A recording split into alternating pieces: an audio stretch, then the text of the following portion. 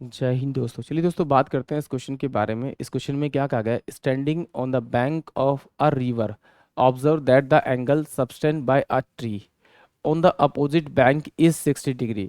When he retry 36 metre from the bank, he find the angle is to be 30 degree. Find the breadth of the river. क्या कहा गया examiner ने? इसमें कहा है कि भाई एक ट्री है जो बैंक ऑफ द रिवर के पास में है, और उससे मैं अगर ऑब्जर्व करता हूँ एक एंगल, तो वो कितना दे रखा है? उसने 60 डिग्री दे रखा है। जैसे ही वहां से वो पर्सन 36 मीटर दूर जाता है, तो एंगल जो है वो चेंज हो गया, कितना बन जाता है आपका? 30 डिग्री बन जाता है। अब एग्जामिनर ने पूछा है कि find the breadth of the river. River की ब्रेथ फाइंड करनी है, यानी कि ये वाली साइड फाइंड करनी है। तो देखते हैं इसको, क्वेश्चन को किस तरह से हैंडल करते हैं। तो एक चीज देखिए इसमें मुझे, कि इसमें मेरे को ये रखा है ये 90 डिग्री, ये तो मुझे कंफर्म है 90 डिग्री होगा। तो ये मेरा कितना होगा? 30 डिग्री, क्योंकि ये 60 है। सम मेरे पास कितना होता है? 180। अब इस पूरे ट्राइंगल के अंदर देखूं, इस पूरे ट्राइंगल के अंदर तो ये पूरा 180 होना चाहिए। तो इसका मतलब ये कितना बनेगा मेरा? 120 डिग्री। अब ये 120 डिग्री और 30 कितना? 150। तो ये कितना हो जाएगा मेरे पास में? ये भी 30 डिग्री। तो इसका मतलब ये 36 है, तो ये वाली जो साइड है वो भी मेरी कितनी होनी चाहिए? 36 डिग्री होनी चाहिए।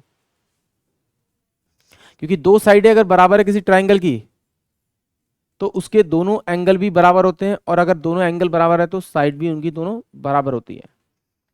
अब एग्जामिनर ने मुझे क्या कहा कि मुझे फाइंड करनी है इसकी रिवर की लेंथ फाइंड करनी है।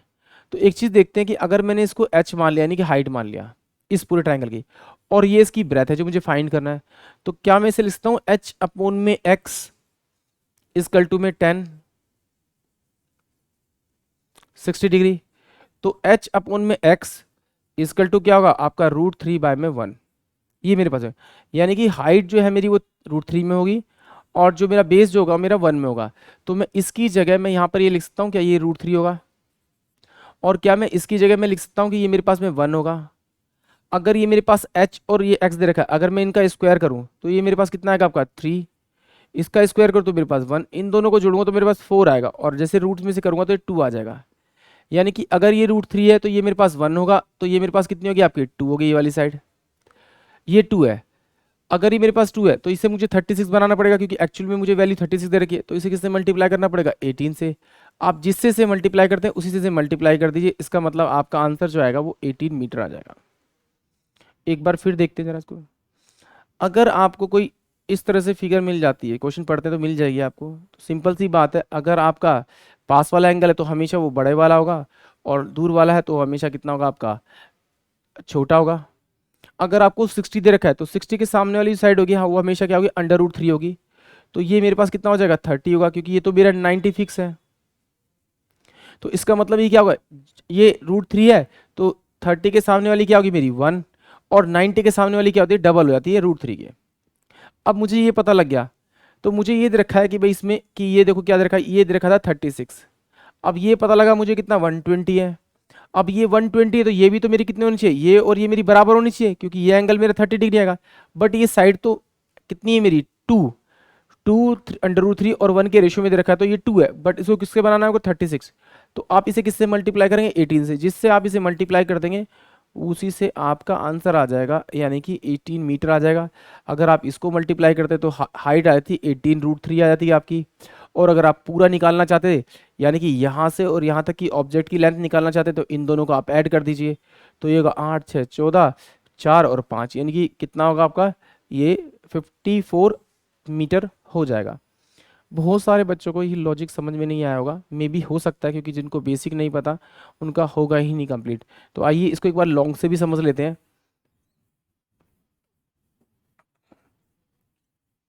कि ये एक्चुअली में हुआ क्या। देखिए, ये तो मुझे दे रखा था h, और ये मैंने जो एज्यूम किया था ये मेरे पास में x, मतलब कि ये भी मैंने x h मान लिया और ये x मान लिया। तो h बाय में x अभी पढ़ा हमने, ये कितना होगा? 10। एंगल कितना दे रखा है? 60 डिग्री। तो h बाय में x मेरे पास कितना होगा आपका? √3/1।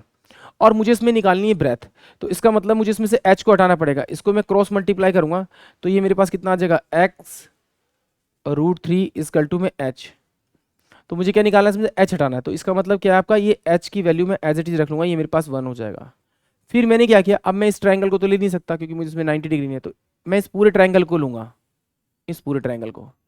जैसे इस पूरे ट्रायंगल को लूंगा तो एच तो मेरे पास ये पता है कि हाइट जो है मेरे पास एच होगी, और जो बेस होगा मेरे पास एक्स प्लस का कितना हो जाएगा 36 हो जाएगा। ये बराबर में क्या होगा 1030, तो एच बाय में क्या हो जाएगा एक्स प्लस का 36 बराबर में 1030 क्या होता है मेरे पास में 1 बाय में √3। क्रॉस करेंगे इसको तो ये मेरे पास आ जाएगा एच और √3 इजकल टू में क्या होगा एक्स प्लस का 36। अब मुझे h की वैल्यू यहां से यहां पे पुट करनी है, तो ये कितना हो जाएगा x √3 इंटू में √3 इजकल टू में x प्लस का 36। तो ये कितना हो जाएगा 3x इजकल टू में x प्लस का 36। तो यहां से जाएगा तो x इजकल टू कितना आएगा मेरे पास में 18 मीटर। अगर मीटर में दे रखा तो मीटर में होगा, सेंटीमीटर में दे रखा तो सेंटीमीटर में होगा, यानी कि ऑप्शन जो होगा वो डी इस क्वेश्चन का करेक्ट होगा। आई होप आप सभी को क्वेश्चन समझ में आया होगा। जय हिंद, जय भारत।